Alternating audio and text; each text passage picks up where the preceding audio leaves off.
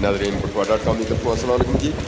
सौट कलियाल चौहा खासा सर सूबा शाह दुबैरन और कनवा और नज़दीक जितों दियाँ खबर हूँ मिली है जी कि पते हो गए कि ज़्यादा बारिश भी होनी चाहिए मोटी मोटी, क्योंकि पक्की जगह इस दिन गिरने तो टोटे हो जाने, बहुत मोटी मोटी जी ज़्यादा बारिश भी हुई है। और इसने तो बाद तुस अगे भी तक सो कि बहुत ज़्यादा तूफानी बारिश भी हुई है जी। इसने नाल नाल झक्खड़ भी चलना सा पाया जी और बारिश भी इंतहाई तेज़ हुई है जी। तो अल्लाह ताला अपनी खास रहमत नाल और ख़ास मेहरबानियाँ अल्लाह ताला इस किले पर मेहरबानी करे जी। दुआ करने पे कि अल्लाह ताला खैर खरीत नाल गुजरे जी।